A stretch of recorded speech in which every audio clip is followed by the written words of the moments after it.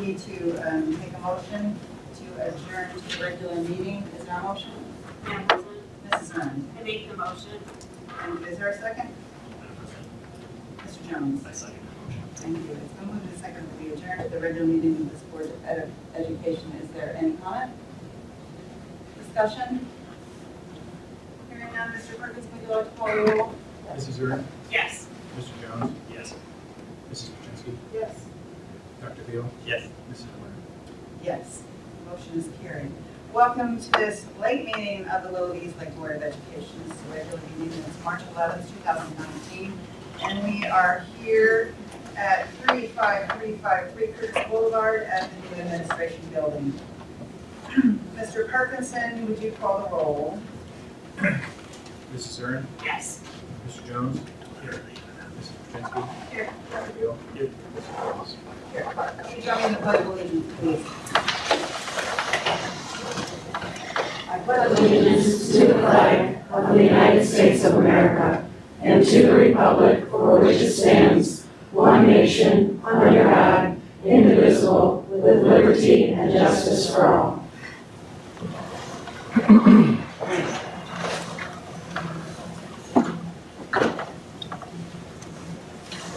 It is now time for the public comment section. Mr. Parkinson, are there any who wish to speak? Yes, Mrs. Winter, I have 3 individuals. Okay. The first one is Mr. Ken Urbana. And I would remind you that the board is willing to hear our community speak and participate in this open communication. We need your name, address, and to have a group that you're representing. And you're allowed 3 minutes to speak. Sure, we'll take that. Okay, My name is thank you. Ken Urbania. I live at 4257 Carl Court, Willoughby. My question is, tonight's vote to renew Superintendent Thompson's contract for 5 years. I would like to present the fact that we'd like to have time for the public to speak on that and see what they would like to do. We have a year for him to renew his contract. So you have a year and you're voting for it tonight. I would much rather hear from you guys and talk to us and see how we feel about that. And secondly, and part of that is I know Mr. Thompson had also taken on the security role for the school system. And I do believe the public or the parents and the taxpayers should also decide that too, talking to the school board. So I think a little more communication is going to be done. Mr. Beck, can you clarify what you're saying there about that? Well, when Mr. Nudlick left, Okay? Mr. Thompson took over the security position. And in my opinion, if the superintendent's a full-time job, that's giving you extra work, and for the extra $40,000 a year, I would think that there would be something we can do to have a little safer school with having an additional personnel for that. I just have to correct you, it was 26,000. Okay. And we will get back to you if you're done. I have one more thing. Okay, sure. So I have a question about the levies. I know that we had the building of the school's levies. My question on the levies is, I have 2 children that graduate to Willoughby East Lake School, and it's a fantastic opportunity for them. The last levy to make it perpetual and renew the levies without a vote was the first time I've ever voted against the levy. So I want to know what you guys are going to do now that the levies are going to be harder to pass because we're already paying on the $117 million levy or whatever to build the schools are. And what are you going to do when they don't pass, and where are you going to squeeze the funds from to help run this district when 40% of the schools of kids are on some sort of lunch reduced meals or free meals? Where are you going to get the money from? So Good question. that would be it. Thank you. So Mr. Thompson or I or one of the board members will be in touch with you. Okay. And then we answer the questions also at the next board meeting. Great. Thank you, Mr. O'Donnell.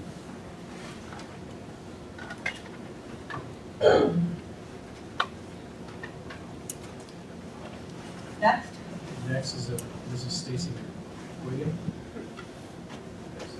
Yes, you're good.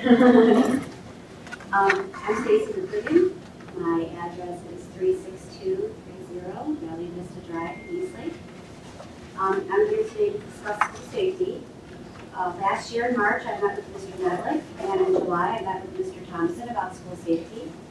Both meetings included discussions regarding different safety initiatives being considered by the district. As we head into the end of the third quarter this week, I'm concerned that many of the items that we discussed have not come to fruition. My three biggest areas of concern are, number one, the lack of safety task forces and student advisory boards at each school. Number two, the various schools in the district who have no Crossroads representative, only limited access to a representative, or they had a representative that quit and has yet to be replaced. Number three, my concern is the lack of a dedicated safety director for our school districts. I understand not being eligible for the Sandy Hook Promise grant made it harder for us to get a safety task force off the ground or even some student advisory boards.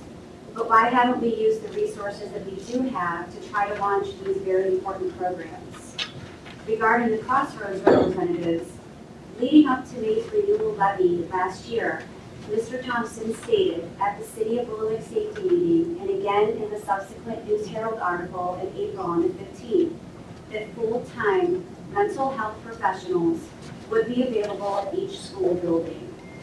He was quoted in the News Herald as saying guidance counselors are very busy and they're not necessarily trained in mental health.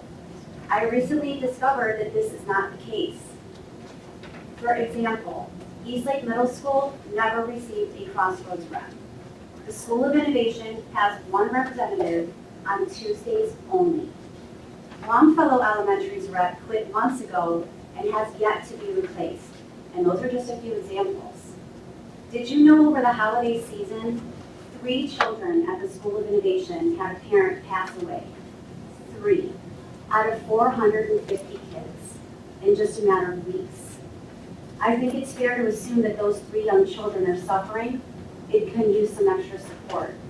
How is one individual on a Tuesday going to provide that support along with maintaining the needs of the other 447 students in the school? What is our plan for the schools that never had a Crossroads rep, or the schools that had one and they quit? Finally, I will again state my opinion that the superintendent of the school district should not be the person in charge of school safety or security, period. He has too many other responsibilities to give safety the time and attention it needs on a daily basis. It is constantly evolving. For example, is the board aware on Monday, February 25th at approximately 4 p.m., the Dollar Bank on Vine Street was robbed by a man claiming to have a gun? That is less than 1/4 mile from Longfellow Elementary School, where a number of students were inside and possibly outside of the school in the latchkey program. The children were never put on lockdown. The latchkey director was not even notified about the potential threat right up the street. I have other examples. I know I'm out of time, but safety should be more important in this district. Thank you.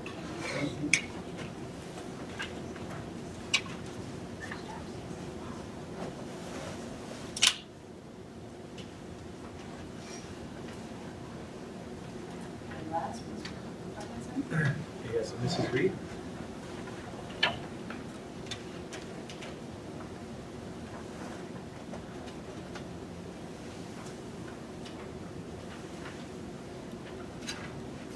Hello, my name is Danielle Reed, and I live at 36077 Reeves Road in Eastlake.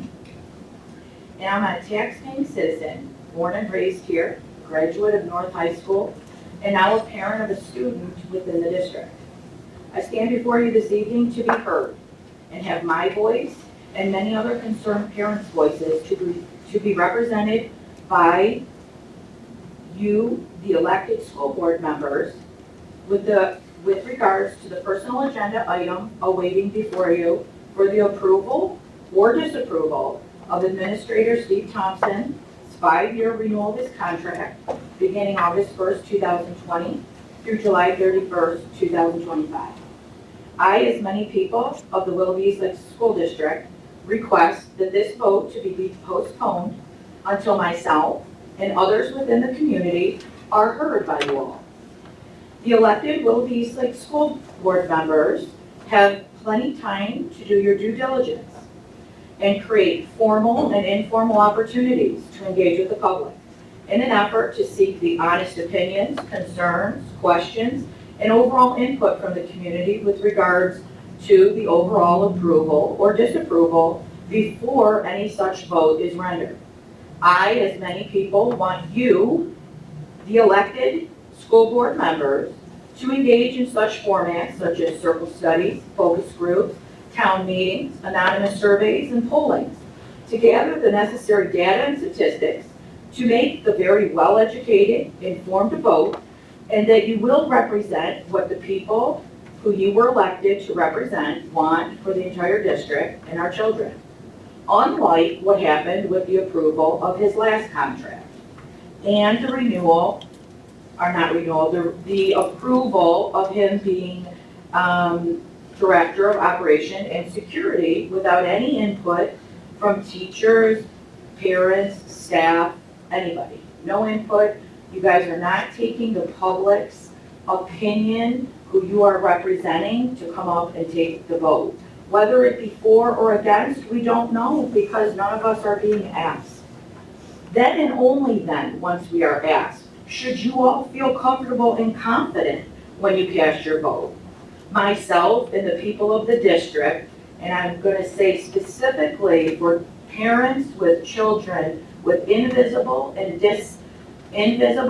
visible special needs that are not able to be here. They're not at sporting events, they're not at the mall shopping, they can't be here because of their children at home.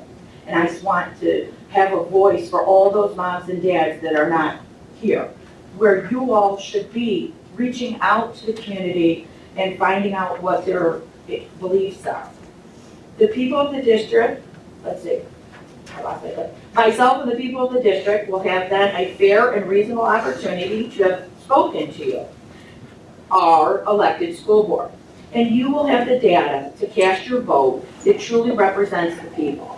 The voice and the rule of the majority will have been satisfied, and you each will have voted your power truly vested in the people, by the people, and for the people that elected you. We all matter. Each and every one of us that are not present, that are at home with their children. Parents, teachers, students, staff, community members, business leaders, city safety officials. I thank you, Brian, for being the only one on the school board for calling me back today. And I thank all of you for listening.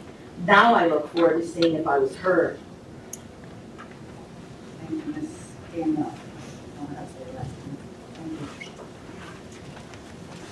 And I have been asked by the board to make just a quick, we have another, you're gonna do your thing. Just to make a couple of comments. I think that it is very, and I understand that you won't understand this totally, but it's very difficult to sit on the school board or any board where you are asked to represent a lot of people.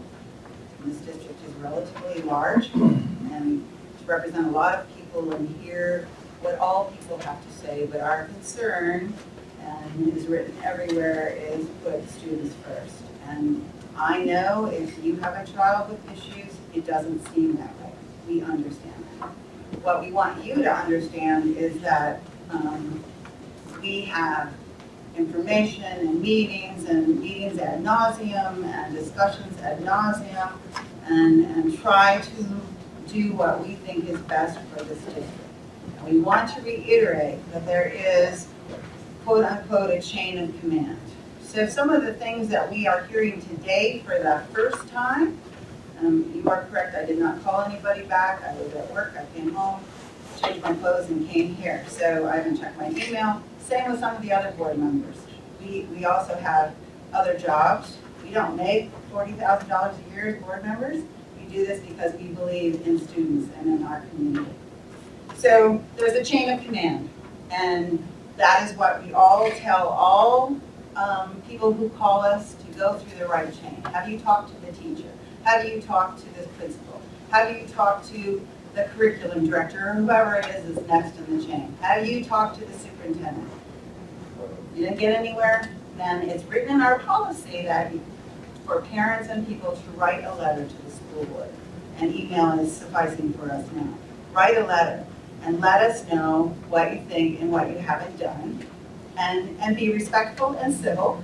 And I can tell you that we've had some issues lately of lack of civility.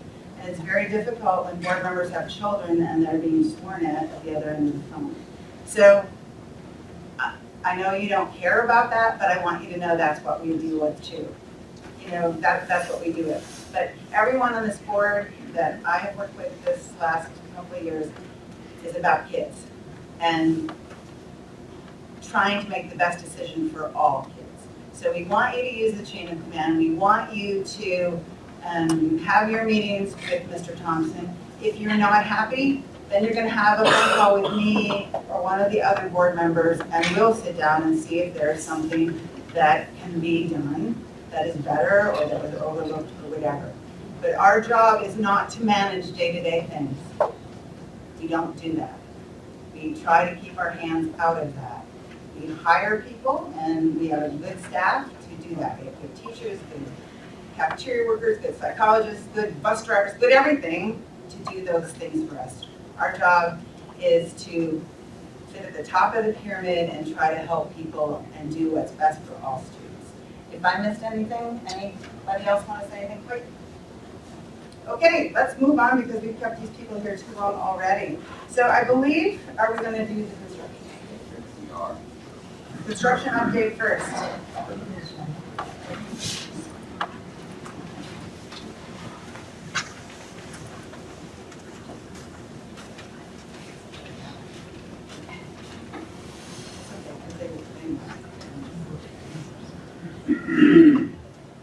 Thank you.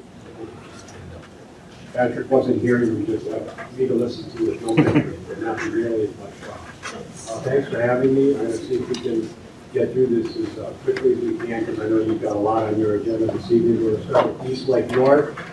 Just in broad terms, the bridge that we've been waiting for a long time, the steel structure between the STEM and the humanities wing is in there and in place. We need a few days in a row of decent weather to get that concrete deck poured, or to put steel studs on the exterior wall, and we'll be able to get the roof on. All the rough-in mechanical, electrical, plumbing in B wing, as a humanities wing, is done.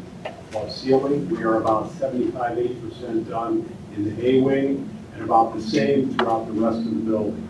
A lot of drywall going up all over the building. We started painting the humanities classrooms this morning. A lot of priming of the block work in the rest of the building. The block filler is going on. The gym is about a little over half done in terms of priming. It looks a lot better.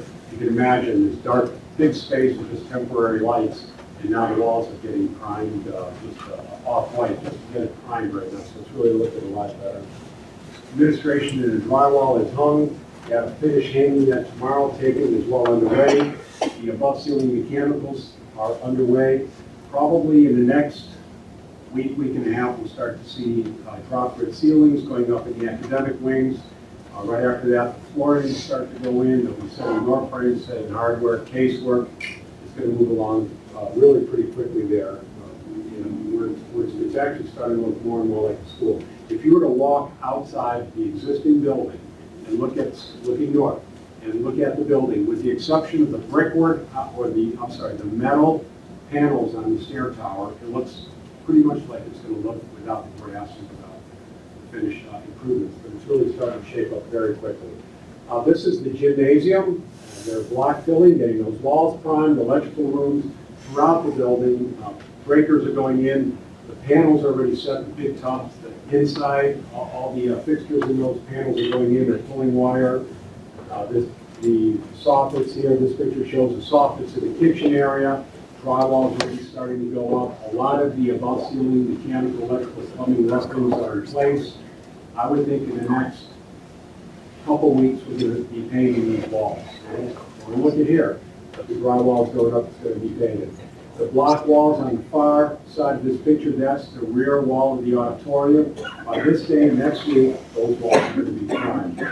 All the above ceiling MEPs are in, with the exception of the finished diffusers or the finished light fixtures once the drop grid ceiling starts to go in, or in this case, the acoustic clouds to kind of help manage the sound in that space. This is a class, the stem wing framing, the partition walls on the second floor. This picture is about 2 weeks old. If you go there today, you'll see their can lights are in the soffits, the electrical wire in the boxes, and the rough are in the walls. We are probably, I'd say, about a week and a half, 2 weeks tops away from drywall starting to go up in this area as well. This is really heavy mechanical and electrical, especially plumbing roughing, because these are all the biology, the chemistry classes. A lot more plumbing goes in these areas, so it's going to take a little bit more time. Just a shot of the bridge. Going on the right is the humanities wing, on the left is the STEM wing. That yellow that you see on the outside of the building is all the spray foam insulation. It's really a very good insulator. No gaps, no creases. It's all one kind of solid mass. And you can see that the windows are already going in. We're not waiting for brick masonry. Windows are going in wherever we have openings and wherever that insulation is already been applied. A rear shot of the building. If you look to the left of, or just above that pickup truck, it basically tells you what this building is going to look like on the north side of the building. The 3 windows up above there are to the art classroom on the second floor.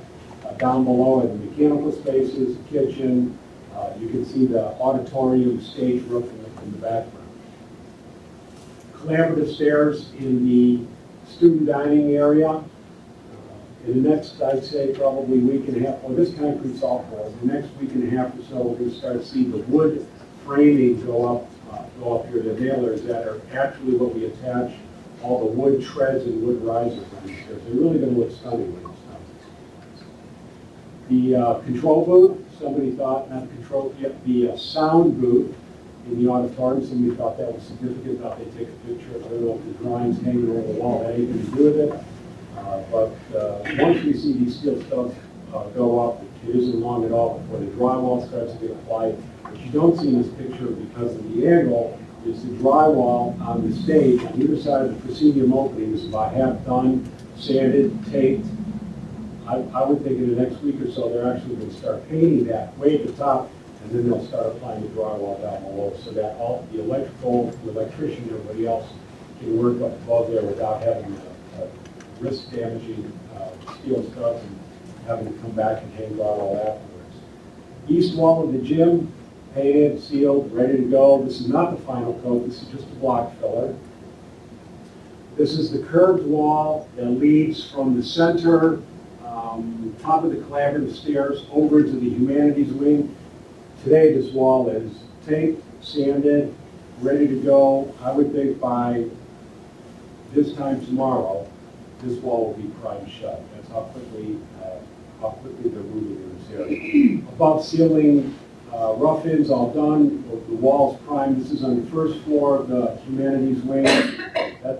That project's going very well. We have a schedule that shows us achieving substantial completion on October 2nd. And again, we're trying to peel a couple weeks back off of that schedule. We'd rather be done a little early. Longfellow Elementary School is a lot farther along. Main entry canopy is now in place. We're waiting again for a couple decent days to get brick masonry above it and the roof down on it, and then the metal siding, and that would represent the last of the exterior of the building. Spiral stairs and interior railing that are right in the main lobby are supposed to arrive the middle of the week of the 25th. And it's probably going to be a good week and a half to get those installed. It's pretty complicated.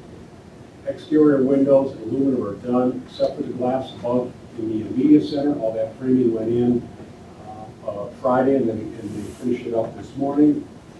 The mechanical, electrical, plumbing finishes, not the roughing, the finishes are about 95% done. They are literally chasing the drop grid ceiling guys out of the collaborative areas in the D-wing. That'll be wrapped up. Gym flooring starts this week. Got to get everybody out of the gym. That's a big space, and they're all everybody uses that for a storage area. Flooring and painting throughout the rest of the building kind of chase the drop grid ceiling guys, and it's all pretty much going to be done with the exception of that main lobby. We have to get that spiral staircase in first. Final roofing and masonry, obviously, are weather dependent. Furniture, fixtures, and equipment, that's the desks, the tables, the chairs, all that start to arrive a week from today, on the 18th. Probably take a week for most of it to be set, and And then we've got one package, I think it's the tables and the upholstery fixtures. They're probably going to arrive in the first week of April. We're very happy with the quality of work at both of these buildings. I can't say enough about how much cooperation we get out of the different trades. It's terrible when you get one bad apple in the barrel. We have not seen that at either of these projects. We're all pretty pleased. Just a couple quick photographs. This is the tile and wash stations outside of the group restrooms. This area is pretty much done. It's got to be cleaned up. Those tiles that are missing in the ceiling are in there now. The kitchen, the back wall of the kitchen, on the right-hand side is the walk-in cooler and freezer. On the left-hand side is the back of the cook line. This is all the equipment now. If you went there today and saw it, doesn't look nearly this neat. The electricians are in there now trying to hook up all this equipment, so they pulled it all out of where it belongs.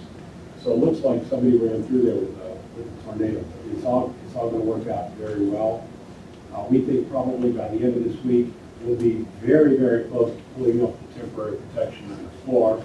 That's how far along we are in the kitchen. Student dining, the painting is done. And what you don't see in this picture is all the drop grid acoustic clouds that are there's 4 of them hung across the ceiling, really gives it a finished look. The flooring is supposed to start here in the next, I want to say the next week and a half. Area D, classrooms. These are a view through the overhead doors from the collaborative area to the classrooms. Same picture, only on the second floor here. Same thing, the floor's done, the painting's done. Today, most of those ceiling tile are in this collaborative area.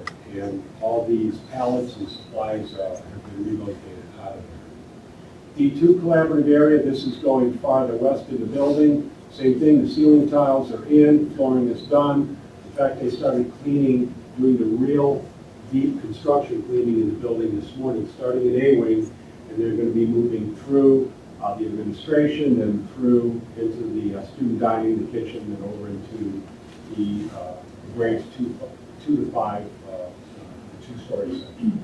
This is a soffit that would be over the top of the main lobby in that spiral staircase. The drywall taping, I think the last coat was done today. Tomorrow they'll sand it out, they'll do whatever touch up, and turn it over to the painter sometime on Wednesday. The painter said the latest they'll be in there is Thursday, and they will get this entire area primed for us in one day. And that's important to us because we want to continue with the cleaning that started at the west end of the building on the second. Well, once they're done with A and B, this whole week we're going to do as I said earlier, the whole construction cleans. So we want as much of this dust and dirt and supplies out of everybody's way. Typical classroom on the first floor, looking south through those windows. Casework's done. All these supplies and everything are out of there. The sink, the countertop is now set. The sink is set in the countertop. These areas are pretty much ready to be cleaned.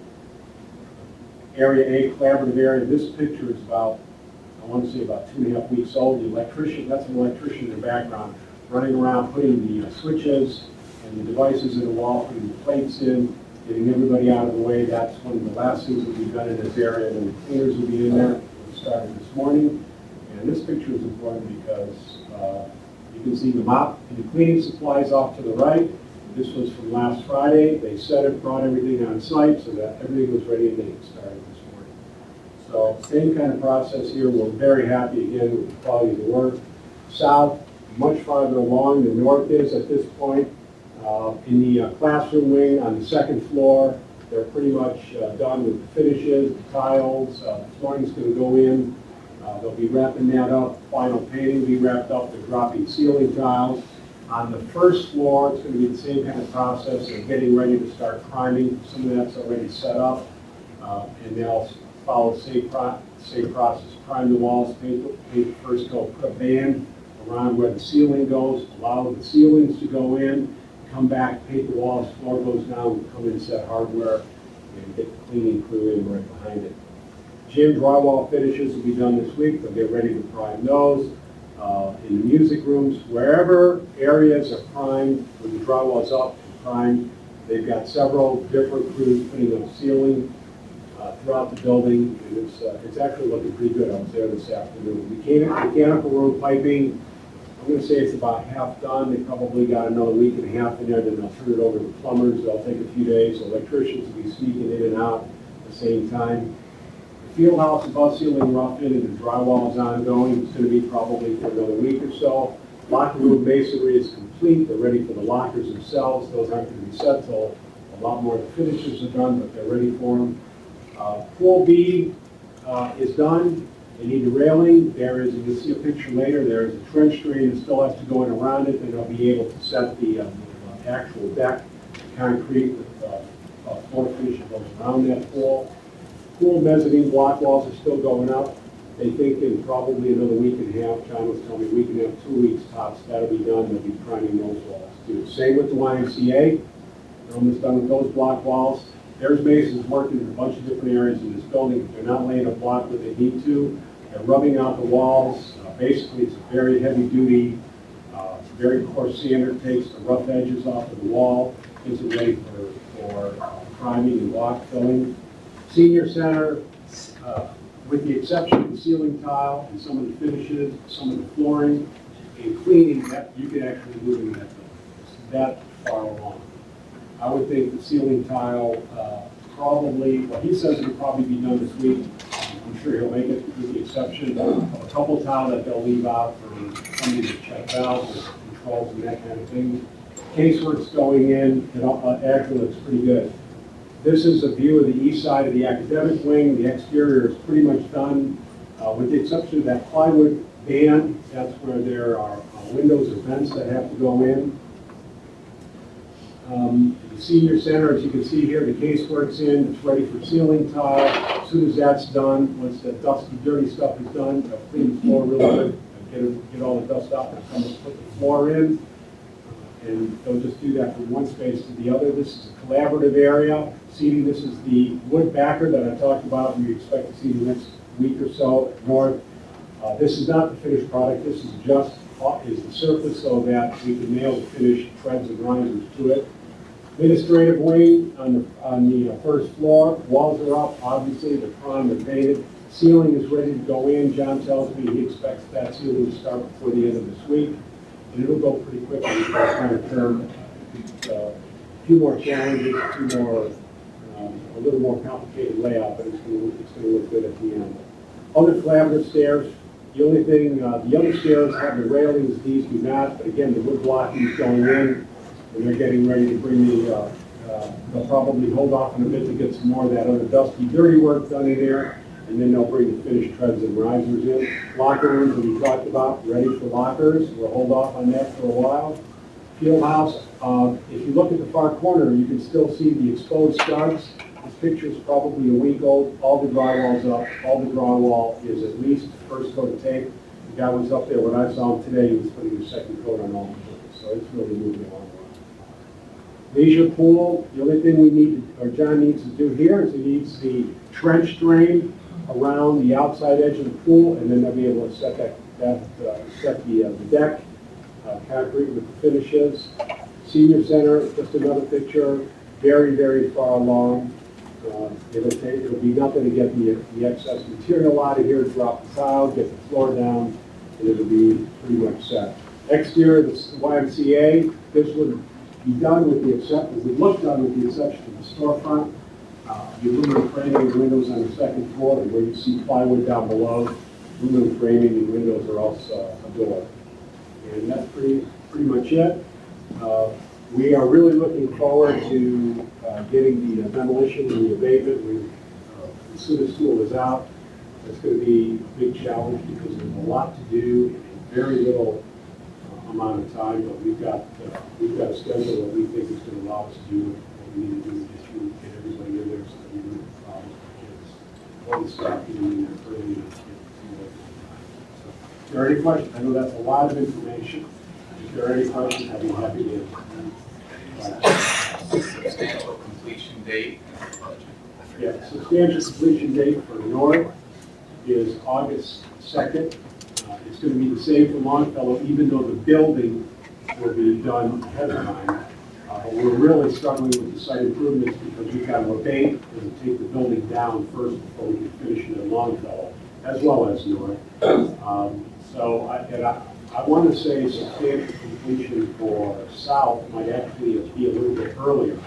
Now, that schedule that John is working from is kind of, it's updated every 2 weeks, the same way ours is at North of Longfellow. So his might be pushed out to August 3rd or 4th, but it's going to be nothing for him. He's much farther ahead than North. So it'll be nothing for him to pull. And why is south for our audience? Why is south and north? Because the steel for south showed up before the steel did.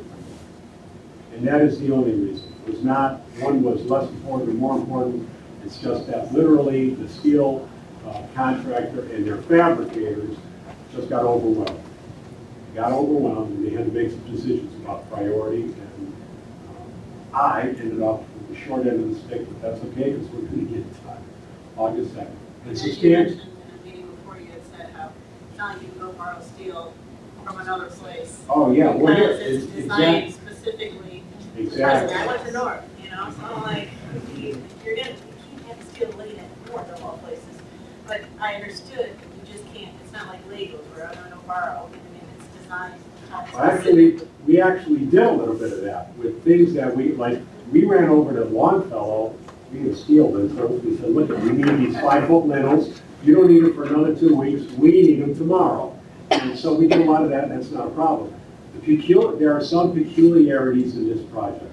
HVAC equipment, once you start down that path, you can't, I mean, it's all custom built, some of it is, it's the size of a small school bus. And you cannot just go down to the supply house and say, I need one of these. It doesn't work that way. And steel, as you mentioned, is a perfect example.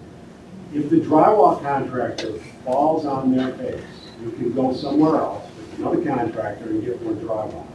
You cannot do that with steel. You can't do that with HVAC. You can't do that with the generator that the electrician is, because they build those generators to suit this building from scratch.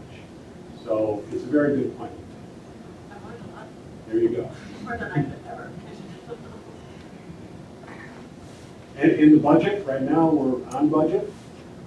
These are dollars that we, and again, we trade some of that back and forth. If Longfellow looks like it's in trouble and we have extra contingency dollars and we need it, and we move some over. So whatever, as we get farther along in Longfellow, as we get closer and closer to what is left, we'll move that back to north to help that budget. We've got money at south that we're thinking about moving back and forth. So the budget's okay, we're going to be all right, and I'm sure, I am positive, that some of that CM contingency is going to be remaining at the end of the project, which we have always promised to turn over. Thank you. Mr. Thompson, would you like to introduce our guest? Yes, Colleen is from East Lake Middle. Colorado is going to present. So what we're focusing on right now is our strategic plan to improve academic achievement. And so again, you've seen a lot of this information. It's going to not be new to you, but the data is new to you as it reports back. And I do not see Matt. Okay. I think you can too. I will say I'm very happy to be here. I know I was hired at around the end of the summer, so I had the opportunity to meet all of you, so I'm very happy to be here. Great year so far. What a wonderful school. East Lake Middle is like, very storied environment.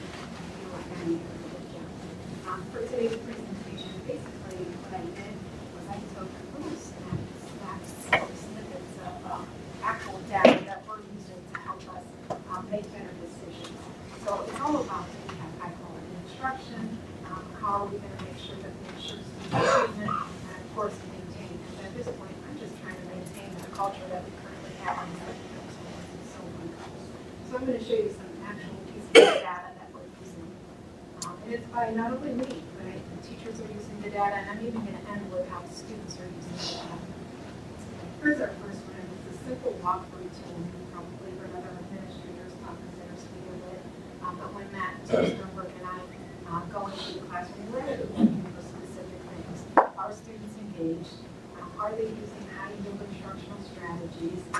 Is the learning target there as opposed to? And those are great pieces of data just to have both formal and informal conversations with teachers. And I could have a formal conversation like at the staff meeting. Hey, I noticed that 42% of you had your learning targets posted. last month that we walked through, because that really is what we need to be, everybody should be focused on that every target. And I'll also make an announcement like, wow, if I was blown out of my shoes one day because I walked into a classroom and a student showed me what the learning target was, really, that's where we should be headed, where not only does the teacher know where it is, but the student knows where it is, so that he or she knows where they're going with their learning. So walk through the data tools is an awesome piece of it's an awesome tool to have to help us move forward. Here's the next piece, and I wish I could take credit for this one. Like I said earlier, Eastlake Middle School is like no other. You walk in there and teachers and staff are meeting the needs of kids, their social, emotional needs. It's unbelievable.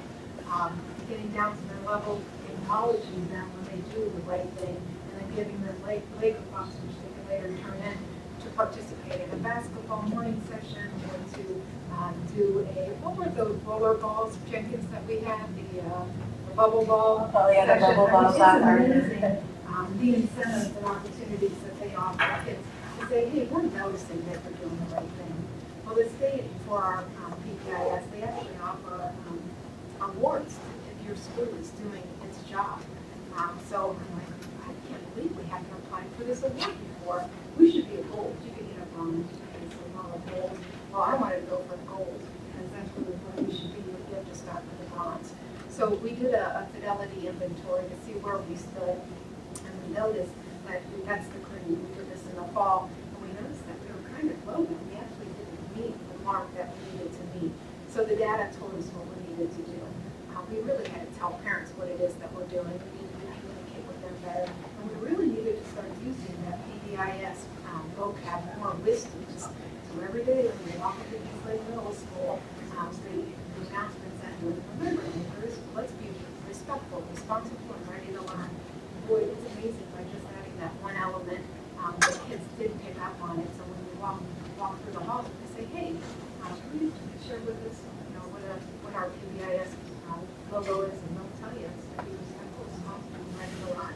So the data did tell us a lot. There is no doubt that we will earn the bronze, and next year we'll be going for the silver.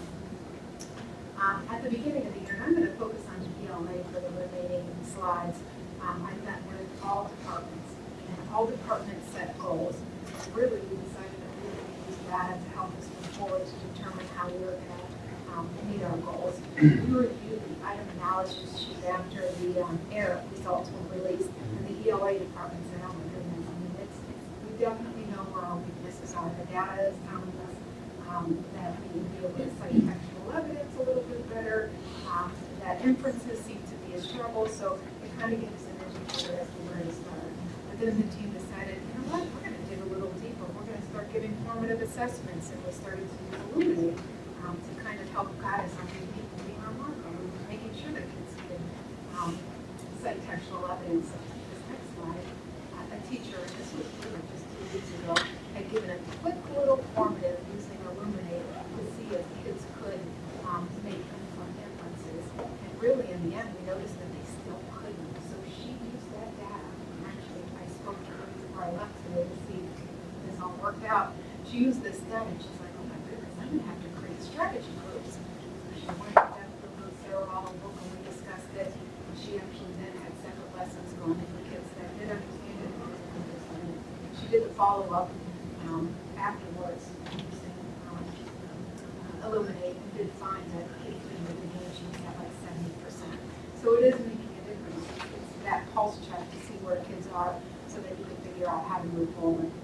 Another teacher also used Illuminate a couple weeks ago, and here I'll show you the question that was on there. It said, why did the author most likely use a chronological structure to organize the text? Well, did you see the second column, number 2, where all of those are red? And she's like, oh my goodness, everybody missed that one. I wonder what's going on. She was able to have conversations with the students, and then to realize, and I did underline the word chronological, they didn't know what the word chronological meant. So we talked about how we can increase vocab and what that looks like in the classroom. They came up with some suggestions, but it's important to see the data so that you know how to move forward. This is my favorite. So how do students use data? At the beginning of the year, we did a MAP test, which is measures of academic progress, and pretty much gives you the baseline of where kids are and what they're ready to learn. And it's not about their grade level, it's where they are. And then within that, it actually sets a goal for the student. Again, it's not necessarily a grade level goal, but it's a goal that they can reach and they can attain. And it was wonderful. So we shared the goal results with kids. We said, you know what? This is the goal that Matt has set for you. We're going to celebrate your success when you achieve that goal. They sat down, every kid sat down with their math and ELA teachers. They looked to see what they could improve upon. Some of them created simple strategies or goals so that they would have to do more, or practice fractions with the teacher, or some of them got pretty specific. Well, they did do that, and we told them, hey, if you meet one or more of these goals, we're going to have a celebration. We're going to have a heroes moment to be in East Lake, Viage was lovely. So we set that challenge, and boy, it was amazing. When I looked at last year's data and compared it to this year's data, kids spent on average, each kid, 10 additional minutes. That's huge. When you're taking a test, you're zoomed in and you're focused, I mean, that makes such a big difference. And then 82% of our students met one or both goals. So it was quite impressive. By the way, they met goals. They also had an ice cream social, which meant me and ice cream bars after lunch. But boy, just that motivated them. Overall, which one I thought was huge, was there was a 5% bump from last year to this year. And again, it was all by them understanding what that data meant to them, how they could be part of the process, and boy, they were focused. So we're currently looking to see how we can do this with paper. Because if we could get a 5% bump just by getting our kids engaged and being part of the process, it would be huge. So I was super thrilled with this, with our Goal Getters program. And Illuminate is a line there. And that's what's nice, and I know Gina can speak to this also, is if the kids are struggling with Illuminate, and we see that they cannot cite textual evidence, they're going to provide like a bit of a learning path or some additional support beyond what they're getting in the classroom. So I'm actually starting to appreciate Illuminate and all that it can offer, even if it's that quick little snapshot of, hey, this is where the kids are. So now let's talk about what we can do from here. That's it. Thank you very much.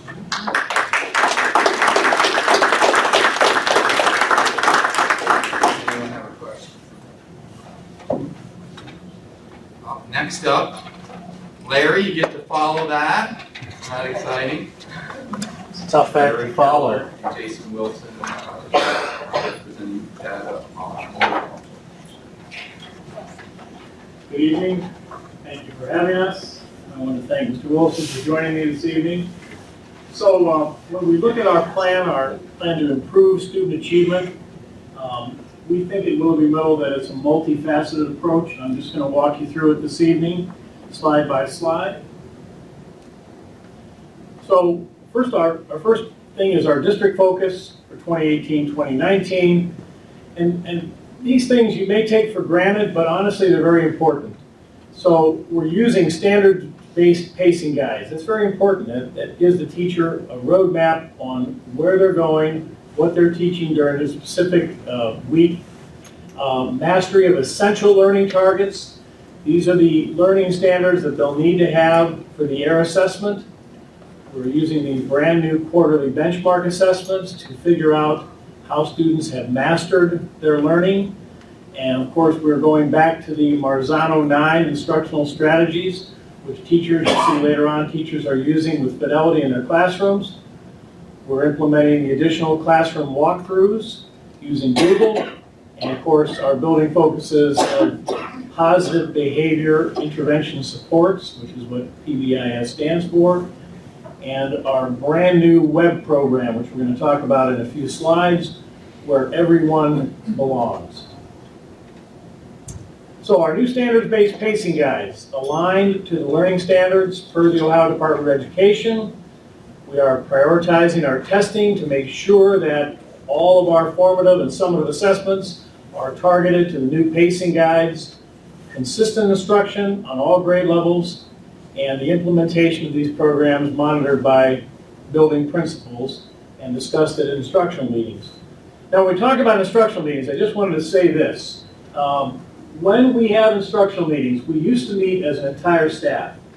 And we used to go over some of the Marzano strategies, we talk about data. But with the emphasis this year on improving our air scores, I felt it was essential that we broke down our grade level meetings into more proprietary units. We said these all building instructional meetings. So this year, we're meeting as departments and grade levels, which allows us to kind of drill down into the data and look at specific needs and specific concerns of the grade levels and the teachers teaching those subjects that are going to be tested. And it means more meetings for Mr. Wilson and Mr. Keller, but it really has been worth it because we find that teachers are much more engaged, there's more dialogue, there's more sharing, and it's just been a wonderful process. Quarterly benchmark assessments, again, measuring the alignment of student learning to where we're going on the pacing guides, and these are more reflective because the teachers wrote the quarterly benchmark assessments. Teachers met at the Board of Education, they met in work sessions, so the questions on the quarterly benchmark assessment are more reflective of the types of questions that the students will receive on the AIR assessment. Focusing on mastery of the essential learning targets, we are asking, not that students regurgitate rote memorization of facts and figures, but the ability to use depth of knowledge 2 and 3 to critically think, problem solve, read a passage critically, translate what they've read onto the paper, or in this case, onto the screen. We're using a program for professional development called Writing Across the Curriculum, where we teach the students to use their writing skills, not just in English language arts, but also in math and also in science. So when they're answering questions, it's not multiple choice, it's not true and false. They have to read passages. They have to be able to critically assess what they're reading and then put that into their answer. Again, the Marzano 9, this is based obviously on classroom instruction that works. This has kind of become our go-to text for professional development. And on each professional development day, we have taken a different one of the Marzano 9 and presented it to our staff. So I won't go through all those, but you'll see when we look at some of the data from the walkthroughs that teachers are using these. The additional classroom walkthroughs, we're looking for student engagement. Are the learning targets posted? Are they verbalized? Do students know what the learning target is for the day? When you walk up to a group of students and they're working maybe in a small group, what's the learning target? What are we looking at today? What is your, what is the benchmark here? What are you trying to master before you leave the classroom today? How are we testing? How are we assessing the students to determine whether they have mastered those learning targets? So we're using standard-based instruction, the depth of knowledge, and all of our instruction always aligned with the pacing guides. If you think back to when you were in school, a lot of teachers had their pet program, their pet unit that they loved to present. Those days are gone. We're aligning all of our instruction with the ODE standards. And so we'll collect and analyze the data, we download it into Google Docs, and then we go over it with teachers in our meetings. So here's some of our walkthrough data. 86% of all of our walkthroughs show that staff are utilizing these instructional strategies, and these are the Marzano 9. Student engagement, 98%.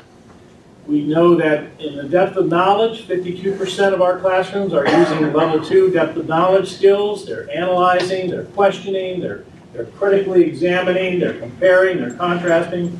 And 95% of our walkthroughs, the learning target is placed on the whiteboard, on the smart board, on the board in the front of the classroom, on the side wall, is aligned to what the teacher is teaching that day.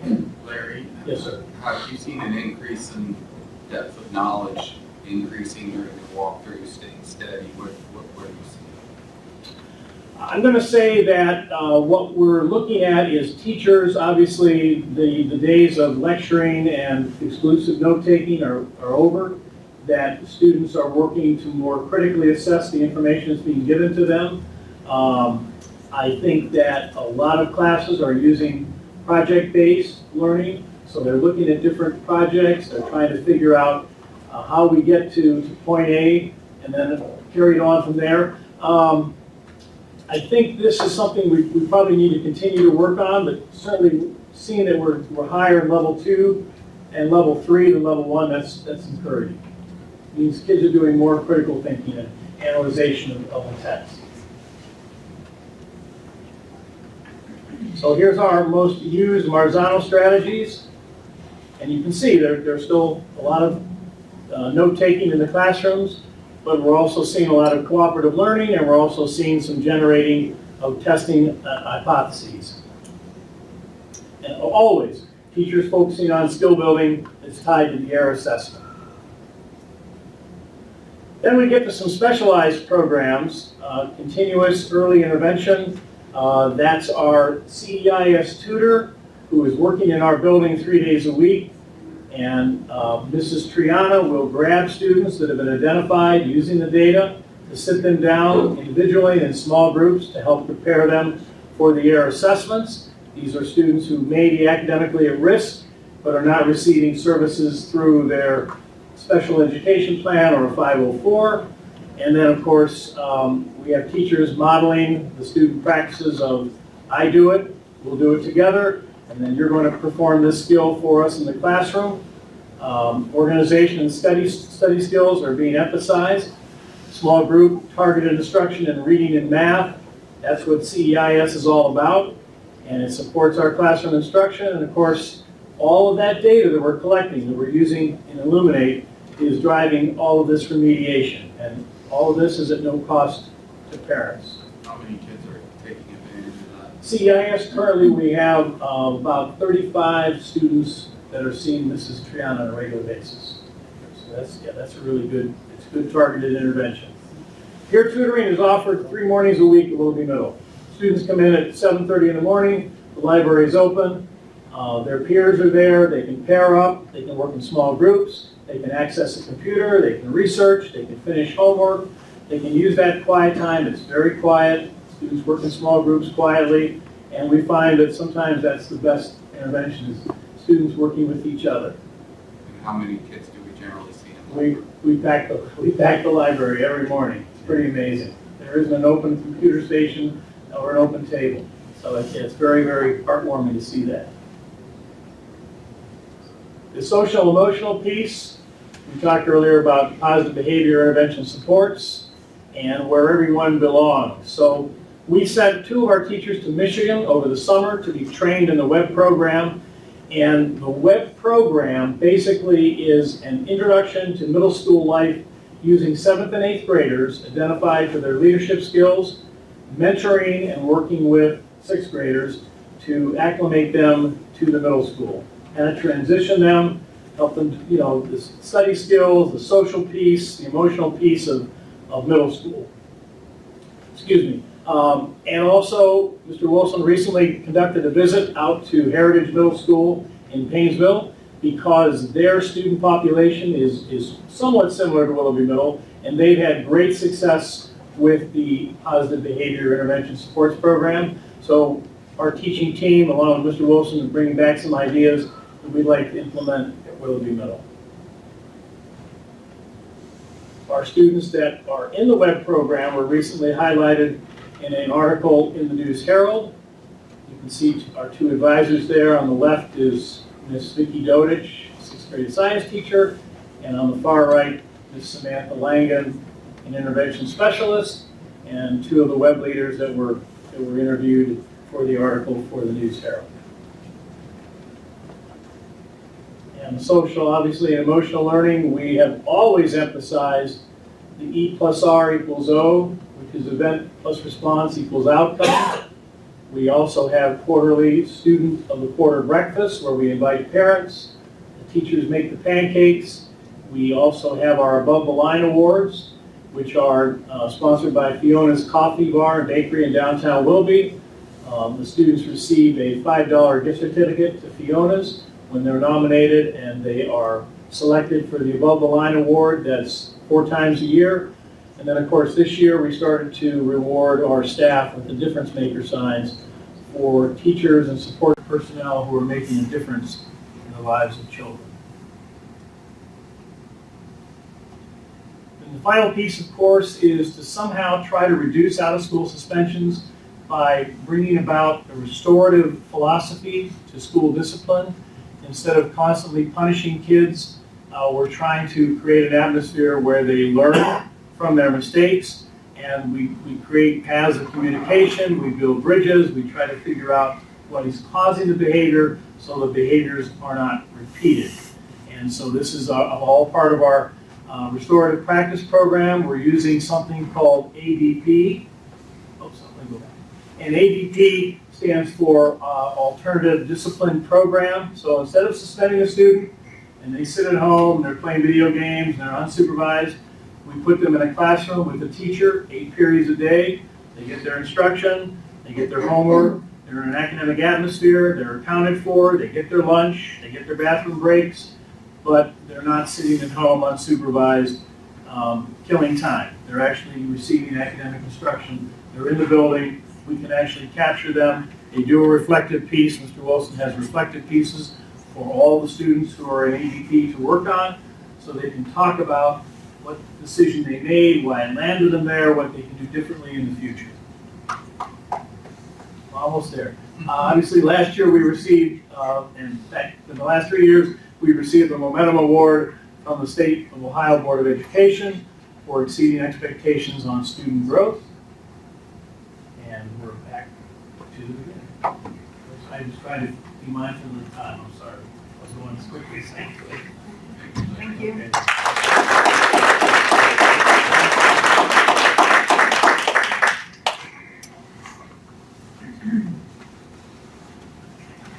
Anybody would like to exit the field, please? You made it all through, I'm sorry. I'm looking for a motion to approve the minutes of the meeting February 11th, 2019. Is there a motion? Mrs. Krasinski. Make the motion to approve the minutes from February 2019. Is there a second? I will second. Thank you, Mrs. Zern. It's been moved and seconded that we approve the minutes from the meeting February 11th, 2019. Is there any discussion? Hearing none, Mr. Parkinson, will you call the roll? Mrs. Krasinski? Mrs. Zern? Yes. Dr. Beal? Yes. Mr. Jones? Yes. Mrs. Warner? Yes. Motion is carried. Mr. Parkinson, your report? Thank you, Madam President, members of the board. The first item for your consideration is a resolution declaring it necessary to place a levy on the ballot. This first resolution, all it does is it asks the county auditor to, for an EV debt, the total value of all the properties within the school district's boundaries. That's all that this certificate does. There are 2 resolutions that are required to be adopted by the board. This resolution, and then the second resolution that actually places the ballot question on with the board of elections. I have to physically take both resolutions and submit to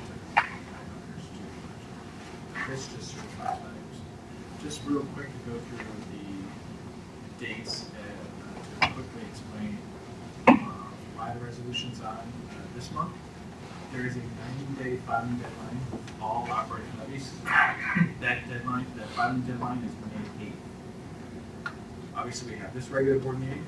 The next regular board meeting will be April 8th, and then the following one will be May 13th. So the May 13th meeting is obviously past the 90-day filing deadline. So the thought is, first resolution March, second resolution to go to the Board of Elections in April, and then we would be compliant with the 90-day filing deadline. That being said, could I go on May 8th and file? Yes, I could, but the risk is the Board of Elections always reviews the ballot language.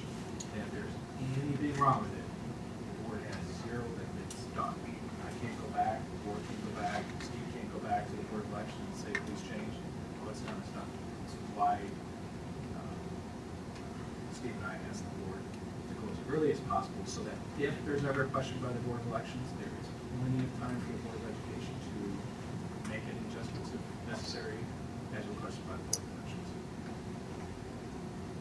Mr. Parkinson. I'm looking for a motion to pass the Treasurer's Resolution A, a resolution declaring it necessary to levy an additional tax for the purpose of current expenses and requesting the Lake County Auditor to certify the total current tax value of the school district and a dollar amount to of revenue that would be generated by that additional levy pursuant to sections 5705.03 and 5705.21 of the revised code. Is there a motion? Madam President, Dr. Beal? make a motion that we pass the resolution of the treasurer's report item. Thank you, Dr. Beal. Is there a second?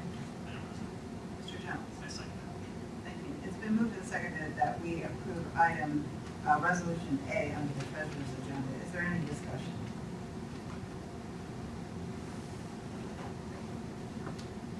Hearing none, Mr. Ferguson, will you call the roll?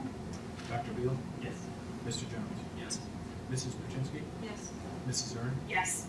Mrs. Warner? Yes. Motion is carried. Dr. Parkinson? Thank you, Madam President.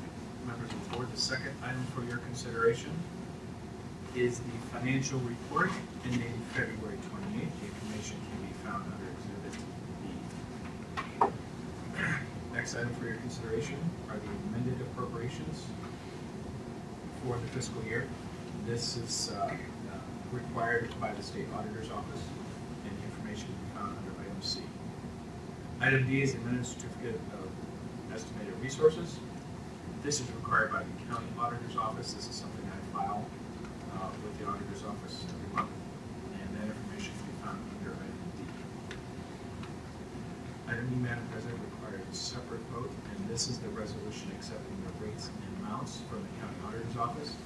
The County Auditor takes into consideration the value changes of all classifications of property and sets the rates accordingly per the dictate of the hospital. So as rates, as values go up, rates go down, rates go down, rates go up. But with emergency levies, they stay the same, roughly 2 or 11. So I'll follow this. Thank you, Mr. Parkinson. You have heard the treasurer's recommendation. What is the board's pleasure? Madam President, Mrs. Zern? I make the motion to approve item 3E, resolution accepting amounts and rates. Thank you, Mrs. Zern. Is there a second? Madam President, I will second that. Thank you, Mrs. Brzezinski. It's been moved and seconded that we approve item E, resolution accepting amounts and rates. Is there any discussion? Hearing none, Mr. Ferguson, will you call the roll? Mrs. Zern? Yes. Mrs. Brzezinski? Yes. Mr. Jones? Yes. Dr. Beal? Yes. Mrs. Warner? Yes. Motion is carried. Mr. Parkinson? Thank you, Madam President. Next item for the board's consideration is the exclusive right to lease. This is a listing contract with the Gatto Group. Steve and I met with Mr. Gatto. We spoke with him about the second floor and possible leasing opportunities. Steve and I described the type of tenants that we were looking for. Obviously, nothing negative traffic. We came to a consensus and hopefully we get some nonprofits, back office operations that can use the space, something that would be as minimal as a disruption to the board office operations as possible. We indicated to Mr. Gatto that we're not in any particular hurry. Whenever Mr. Gatto should come to us and discuss with us first. And obviously, we're going to continue consideration. So right now, it costs us. Second floor. I just, I saw some pieces. Oh, yes, just the second floor and second floor. Second floor here is unfinished. It's unfinished. Anybody wants to take a tour of the building, by the way, after we're done, I'll be more than happy to tour you, but the second floor is unfinished. You have heard the treasurer's recommendation. What's the board's pleasure? Anybody? Madam President, Mr. Jones? I motion to approve item 3F, exclusive right to lease listing contract with Gatto Group concerning second floor on 353 Boulevard, East Lake, Ohio. Thank you, Mr. Jones. Is there a second? Dr. Beal? Madam President, I move, second the motion. Thank you, Dr. Beal. It's been moved and seconded that we approve item F, exclusive right to lease listing contract with Gatto Group concerning second floor of 35353 Curtis Boulevard, East Lake, Ohio. Is there any discussion? Bill, is 6%, is 6% a normal commission? Yes. Yep.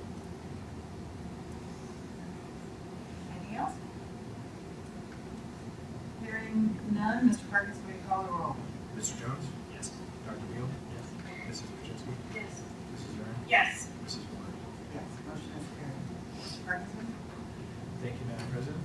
Members of the board, the next item for your consideration are the proposed, is the proposed budget for the Lake County RSVP program.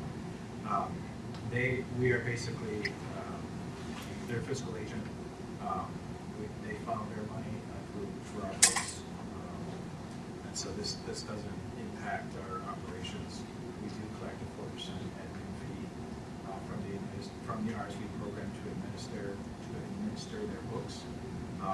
Their fiscal year is different than ours. Their fiscal year runs April 1st through March 31st. So this is in line with their fiscal year. And anything that's related to things like this, we come to you for consideration because their money's run through our books. And they show up on our operations. Next item for your consideration are the purchase orders and blanket certificates. There is one then-and-now certificate for your consideration. That is the Great Lakes Theater Festival. And then there are two blanket certificates for your consideration. One is for the healthcare reimbursement, $100,000, and the second is the Dominion Energy and Mile in the amount of $400,000. The next item for your consideration are advance of funds. There are two requests. One to the 590 Federal Grant Fund, and the second to the food sales. Next item for consideration are transfer of funds to close accounts. These are auxiliary accounts. These are monies that the state of Ohio gives to these particular private schools. We are the fiscal agent for these private schools. This private school has decided to no longer run their monies through us, which is at their option. So we are closing this account and returning any unused funds back to the state of Ohio. Finalizing pretty much what this. Next item, transfer of funds. There's just one. This is the termination benefit fund in the amount of $75,000. Next up is the grant application acceptance. There are three for your consideration under item L. And finally, gifts and donations. Various organizations have generously donated to the school district, and those donations can be found under item M. And that was Superintendent, questions and answers from all speakers? Thank you, Madam President. If you recall, last month, Deanna Rowe was the owner of the Homestead House in Bed and Breakfast downtown. Had concerns that she was inundated by requests for donations to that. Yeah, probably reverse raffle is my guess what happened. So we spoke to both athletic directors at both high schools and the booster groups and coaches and asked them to coordinate their efforts so that we're not, certainly we're trying to harass her, but it must have happened somehow through the process. So hopefully we'll have that cleaned up so that won't happen again. And then we reached out to her this morning to make sure, I think left a voicemail, but to make sure that it wasn't still happening. So we feel pretty confident that we know what caused the issue and we've addressed the issue. That was the question from at the board meeting, at staff meetings that I've been holding. We've been having some similar questions across the board, so I thought I'd address those here. One of them was even, a couple of them even came up in our meeting today. One of them is Crossroads. And I want to turn to Eileen Bowers. If you can help us give an explanation of where we are in staffing and Crossroads and what our challenges have become. Sure. When we approached this school year, we had. Can you come up? Sure. Oh, you need to. I think I know. We'll see. When we started the school year, we had asked Crossroads to provide us with 6 full-time Crossroads providers, the equivalent of 6 full-time providers, which would have given us 30 days coverage across the district. We started the year with 5, so we had 25 days coverage.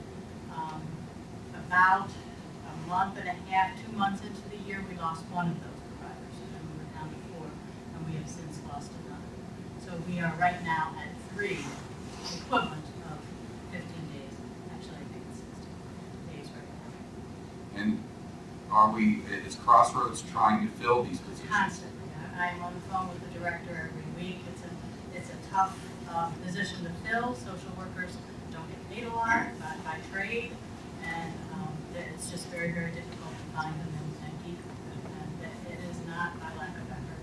I assure you, they have tried very hard to fill these positions. So what we're in the process of doing, you have to also remember, this was largely supplanted by an Adams Board grant. So if one might say, well, why don't we move and hire our own employees? Which is something we're reviewing and taking a look at, but our employees are significantly more expensive than Crossroads employees, which may be contributing to the fact that Crossroads can't keep them hired. I understand that. But they're significantly higher. So what we're gonna have to make it, and plus we lose the Adams Board grant money if we're not going through Crossroads. So it's a catch-22. So at this point, it's not that we don't want Crossroads people or see the need for it. We know that. It's now deciding what are we better off doing, taking the chunk of money that we're putting into the programming and hire our own people outright, but that would be significantly less in total personnel, meaning days covered or significantly reduced, but you can consistently count on those people, or do we still continue to push the envelope and try to get Crossroads? You know, our goal was to go beyond 6. We were just trying to start at 6 and grow from there, and we haven't even had the opportunity to begin to have the conversation about growing from there. So that's why you see one Crossroads person in one school for 1 day a week, when we all agree that's not appropriate, but that's the only staffing level that we have at this point. And it does behoove us to maintain this partnership with Crossroads, because many of our families see Crossroads outside of the school. So it's very fluid for the families if they're already seeing Crossroads providers in the families. So that's another reason to completely break away from it. We've had Crossroads in our buildings now for as long as I can. We just tried to up it and it just didn't go. It seems simple on the surface, but it's not in practice. Theory, it was good. Practice hasn't been as beneficial as we want. So we're going to have to make a decision about what we do moving forward. But the goal is to have Crossroads in every building. That's what. So that came up in all of, thank you, that came up in all of our meetings. Also, ironically enough, Stacy, so did Sandy Hook. We are not out of Sandy Hook. It's not over. It's just when we're in what they call the queue. Because of the program, right, okay. Yeah. So it's not that we're not trying to do it. It's just they're not ready. You know, the app, some of the other things, some of the programming that we want to do, they're just not ready for us, and they're being inundated by schools from Ohio, as you can imagine, to be part of that programming. So it's not over. Hope to get to it. It's just a matter of when Sandy Hook has the personnel to be able to handle our school district. And then Mr. Johnson, can you give us just an update? We had a lot of questions in each building every time about safety upgrades this summer that are already they're budgeted for, ready to go, and what are we doing? Yes, we are. We're ready, and we are doing things that nobody sees that we're doing constantly. Safety. One of the things that was one of our main focuses this year is, well, there's multiple things. We'll go step by step. Number one is our bullpens. Schools that don't have bullpens this year are going to be getting bullpens. Meaning whoever comes into the building will be coded in. You walk up to the receptionist, you'll get badged. If you're not badged or being able to be badged, you'll be contained in that area until we can take care of the situation. Meanwhile, they'll sit down and we take care of it if we need to call enforcement, fix enforcement, or wait to happen on that. That's one. 2 schools that don't have bullpens. Correct. We're going to go to TJ and we're going to go to Edison this year. Both will have bullpens with fob systems so that teachers can get between the locked and contained area. Plus it'll also have we're looking into a new upgraded Raptor system. I don't know if you guys are Raptor's been kind of slow lately, but we're upgrading to a system that's a little bit quicker. So when you come in, it's a system that you put into it, it reads your license. 3 different ways, right, Patrick? And it'll tell you good or no. And then at that point, we lock you down and you just have to take a seat until the police officer or somebody comes and helps you with the situation. We also, on that front there, we've gone to a state-of-the-art this year looking into camera systems. Our camera systems are getting a little old. So what we're going to do this year is we're out to upgrade our camera systems to where police and fire will be able to see it, Mr. Thompson will be able to see it, and some other staff members that need to see it will be able to see what's going on in all the buildings. That's a step we're going. It's not going to happen all in 1 year, but we are working on that. We also are working on upgrading the Raptor, which I told you, which is going to be a real big plus for a lot of people that come and check in. It takes forever to get the license through and back out. We're also working on, it's new, we've seen it in other school districts, it's a blue strobe light. And when you pull up to the school sometimes, you're going to pull up and you don't know if we're in lockdown. The bus doesn't know we're in lockdown. What do? Let your kid off, you want to go to the bus, go in the door to a situation that's not good. This blue light will, when we're in lockdown, it will strobe. That'll identify the bus drivers and let the parents know, stay in the car, just keep going, get away from the situation for now. So that's what we're also working on doing this year, that is in place to be installed this year. Upgrading the Motorola. We signed on with Motorola, state-of-the-art walkie-talkie system that we will, myself, Mr. Thompson, and several others will have walkie-talkies along with all the buildings. And they will be able to communicate within their building or go outside the building. Mr. Thompson can radio all the buildings. This is a lockdown situation. Immediate lockdown, only this part of this school, Longfellow, or it could be School of Innovation. He could tell what's going on along with the police and fire on that. That's a all-call button that's on the side of these new walkie-talkies that we're buying from Motorola. We're also, we deal with, and it's things that nobody sees that we do every 3 months. We meet with all the police and fire chiefs and go over our next plan of attack. How do we handle our next situation that could come up we don't know about?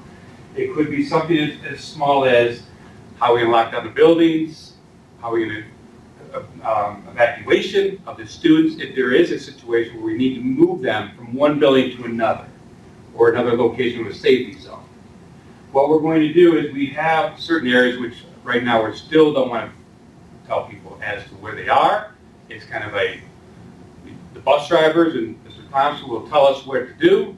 We have this group of people that get together and we start planning our plan of attack. Also on that, we have Navigate. This tool is probably one of our best tools that we have gotten on board. It's a system that the fire and police have in their cars and in their trucks. So when they're coming up to a scene, they know what door to go to, what's going on in the building. It's communicating. They know exactly what's going on in that building with Navigate. And that was one of the biggest things I think when we invested in that a couple years back, I think. And it's been the tool of all tools with the fire and police. So when people sit there and say, are we doing anything for safety? Where do we stand now with Steve Nether left? I think we've stepped it up a notch or two on really making sure that all our kids are safe. That's one of our major goals for the district. So when I hear somebody say, well, Steve Netlick left, where do we stand? I think we are like full steam ahead. Find out what's the best products out there, find out what's safe, what's going to work. Some things that you hear that are good safety items, we're finding out aren't that great. There has some flaws. So you back off and look at the picture again, and then you attack it a different way, and you come up with a great solution. And I think we are coming up with a great solution for safe kids' safety. 3M product still. 3M product, yes, I'm sorry. The 3M product is one of my final things is that we've already started implementing in the buildings now. And this year we're full steam ahead. We have our pricing in order to where we're going to start doing all the doors. I don't know if you ever seen the video, if you ever go on the 3M video product. I think we did a segment on TV about it. This stuff is incredible. It's just, I wish we had the money to put it every window because it's amazing. But here again, it takes a force that that we can do to get through and save the kids. By that time, the police were on their way. So, in saying that, I think you and I think we've been really.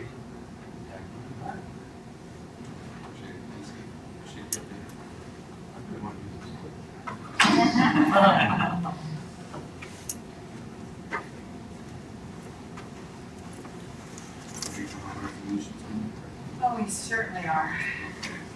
The first item for your approval is ratification of tentative agreements with OPSI.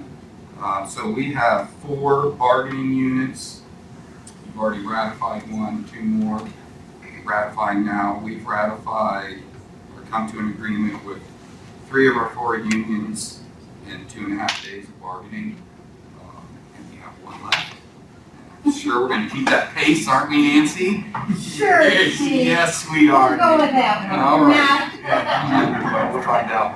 But the other 3 are done, ratified, and this is the last piece for your approval moving forward with that contract. You've heard the superintendent's recommendation. What is the board's pleasure?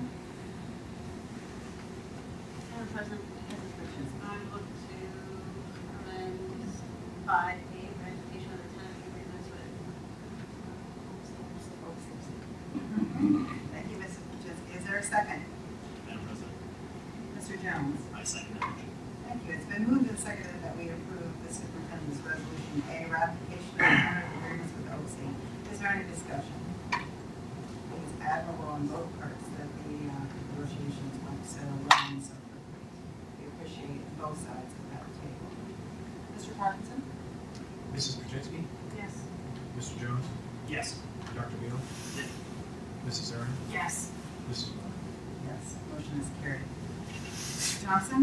Item B for your consideration is the 2019-20 preschool tuition.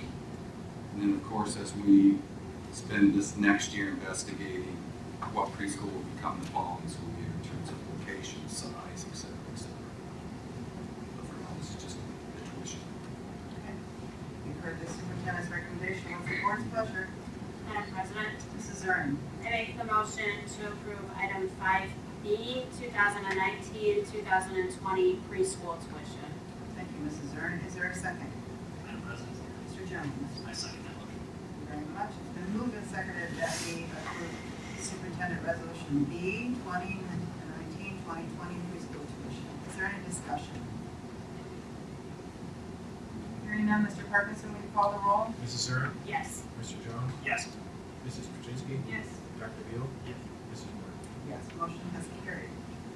Mr. Thompson? Thank you, Madam President. Item C for your consideration is the copier lease. A couple things I want to point out about the copier lease. I'd be remiss if I didn't publicly thank Patrick for his hard work. He led that from start to finish. Wisely chose a group of, who all did you have with you, Patrick? I had one of my techs and a couple secretaries, Jamie Lavorse and Lori Dunner. So, and they thankfully went with you. Yes. And so we got a lot of perspectives before we picked the copier company. And after all negotiations are over, we're saving how much per month?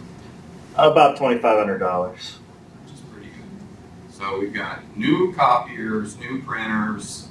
Well, printers is next, isn't it? New copiers in this one. We hope a better quality. Yes. We had some issues. We had, God, let's hope. yeah, we almost stayed with the same one because that's what Nancy wanted, but everybody else wanted I something think that different. guy lives lit. I say, when he comes in every week, I go, you know what, we just need to get your vet. He was a public resident, wasn't he? So hopefully we'll do better with these copiers and they're cheaper. So hats off, Patrick, to you and your team for doing all of that hard work. You've heard the superintendent's recommendation. What is the board's pleasure? Madam President, Dr. Beal? I make the motion that we pass Superintendent Resolution C, copy please. Thank you. Is there a second? I will second that. Thank you, Mrs. Paczynski. It's been moved and seconded that we approve the superintendent's resolution C copier lease. Is there any discussion? So someday we'll never need copiers? That's my question, right? Someday. Just thought I'd We're ask. losing God's ears. Mr. Ferguson, will you call the roll? Dr. Beal? Yes. Mrs. Brzezinski? Yes. Mr. Jones? Yes. Mrs. Zerning? Yes. Yes, motion is carried. Mr. Thompson? And item D is coupled with item C, but it's the managed print services agreement. Again, that's off to Patrick and his team. Okay, we're talking printers this time. The superintendent's recommended resolution, managed print service agreement. Is there a motion? Madam President, Mrs. Earnhardt? I make the motion to approve item 5D, managed print services agreement. Thank you, Mrs. Earnhardt. Is there a second? Madam President, Mr. Jones? I second that motion. Thank you. It's been moved and seconded that we approve the superintendent's resolution B, managed print service agreement. Is there any discussion? Hearing none, Mr. Parkinson, will you call the roll? Mrs. Zerning? Yes. Mr. Jones? Yes. Mrs. Brzezinski? Yes. Dr. Beal? Yes. Mrs. Warren? Yes, motion is carried. Mr. Thompson? Item E for the board's consideration is the 2019-20 School of Innovation Course Selection Guide, which is new for School of Innovation. Item F for your consideration is the 2019-20 College Credit Plus Master Agreement with Notre Dame College. As you know, students can choose from a wide variety of universities, two-year institutions to attend. Notre Dame is one of them. Item G for your consideration is an overnight out-of-state district field trip. This is South High School varsity softball team. Go to Cocoa Beach, Florida. I'm sure that is some trip that none of us would like to go on or be a part of. I'm jealous, but that's for the girls softball. Item H for your consideration is another out-of-state field trip.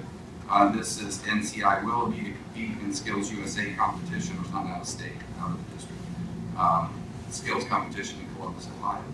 And we have scored consistently very well. They represent the district glowingly when we go to our state skills test. And item I for your consideration is another field trip request out of district. This is for South High School senior student government members to travel to New York City on their senior year, November 14, 2019. God bless those teachers that are taking the seniors to New York City. I wish them the best of luck, but I do, although I do personally have trepidation, I will say that for many of our kids, this is just a once in a lifetime opportunity. So I wouldn't want to not allow the vast majority who will do really well for fear of what one or two students may or may not do. If they choose poorly, then there's consequences for them. Item J for your consideration is an educational trip, another great one. This is South High School seniors to travel to England. What a great opportunity this is. They're estimating anywhere between 30 to 80 students can participate in that trip and go to England. Finally, for your consideration is the personnel agenda, understanding that all people are pending satisfactory report from the Bureau of Criminal Identification and Investigation, the Ohio Department of Education, and the Federal Bureau of Investigation before they become permanent employees if they are.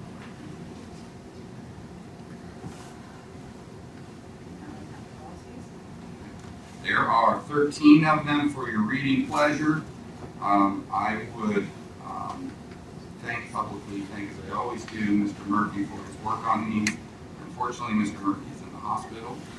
Nothing life-threatening, but all I'll say, because I don't want to violate FERPA, is it's the equivalent of giving birth.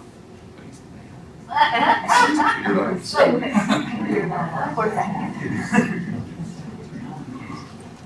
we went to a meeting about 2:15, and he's rolling around in the side of my car, and rolling around. I'm like, Chuck, what is wrong? I think you better go to the hospital. So he is. So I'll have to go see him on my way home. So those are first readings.